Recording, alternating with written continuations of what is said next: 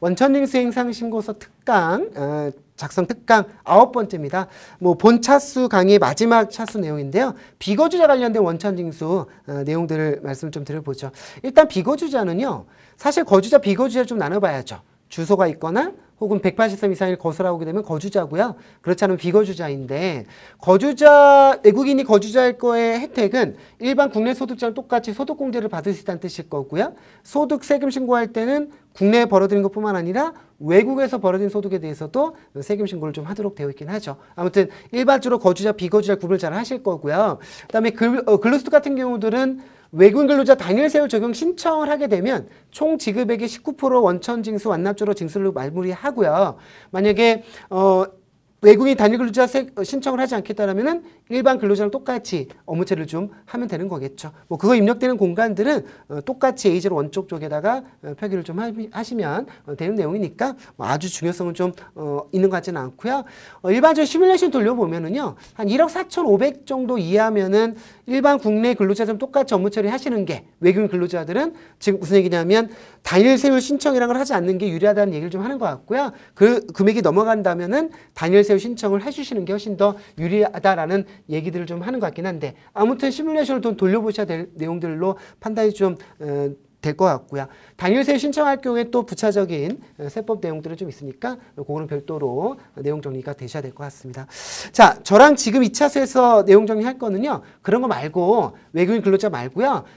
거주자 비거 다툼이 없고요. 일반적인 비거주자인데 해당되는 소득을 지급할 때 그럼 일단 외국인들에 대한 소득구분을 좀 해야 되는데 그게 뭐 이자, 배당, 사용료, 그다음에 뭐 인적유역 소득, 기타 소득 뭐 이런 것들이 좀 있어요.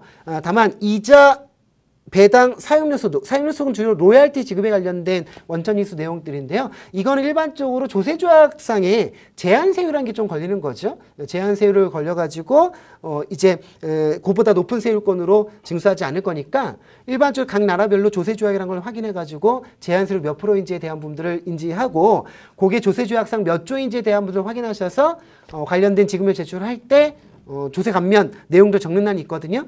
거기다 표기를 좀 해 주셔야 되겠죠. 아무튼 뭐 여러 가지 외국인들에 대한 소득 구분도 국내 세법에 정리한 부분들로 소득 구분 잘 하셔가지고요. 보고를 좀 하셔야 되겠는데 지금 연습 문제에 있는 내용은요. 비보이 대회를 열었나 봐요. 일시적으로. 그럼 기타 소득이겠죠. 자, 그러면 그 기타 소득권으로 상금을 100만 원 지급을 했는데 징수세금을 계산을 해보니까 지급총액 20%랍니다. 다만 해당 국가의 조세 협약상 조항에 해당되는 것으로 소득세법 지급액의 20%를 소득세 원천징수한다라고 되어 있고요. 일반적으로 세금도 우리가 부담할게 라고 한다면 실제적으로 신고하는 과표 금액은 더 높아질 건데요. 일반적인 징수를 좀 하고 내용 정리할 경우라면은 당연히 100만 원 지급하면서 22만 원을 징수하고 남는 금액을 지급하겠죠. 이와 관련된 지급명세서는 이렇게 작성해서 보고를 해주시면 될 것 같고요. 소득 구분 코드의 62번 코드 아래쪽 작성 방법을 통해서 내용 정리가 추가적으로 되시면 될 것 같은데요. 아무튼 자 지금 100만 원권에 관련된 부분들로 해서 지급명세서가 작성됐고요. 이 비거주자 관련된 모든 소득권들은 다음 연도 2월 말까지 지급명세서를 제출해 주셔야 된다는 거 놓치지 마셨으면 좋겠고요. 자 그러면 이 내용들을 가지고 입력할 건데 어디다 입력할 거냐? 기타 소득일까 여기다 입력해야죠. 그렇죠? 여기다가 한 명 금액은 100만 원 입력하고요. 20만 원 이렇게 입력하고 가관계 쪽에다가 덮어 쓰고요.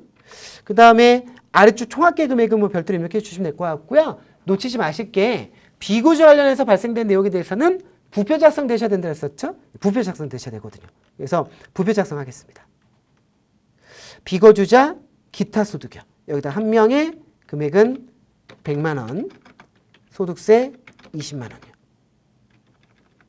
자, 이렇게 해서 비거주자 합계 금액도 표기해 주시면 되겠습니다.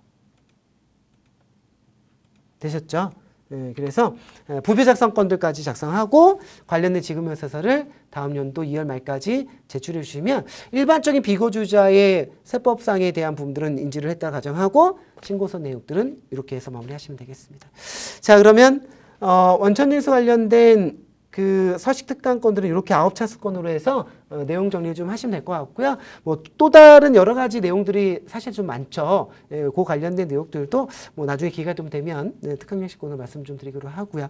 자, 그러면 일반적인 한글 서식 관련된 내용들은 이렇게 해서 마무리를 좀 하도록 하겠습니다. 수고하셨습니다.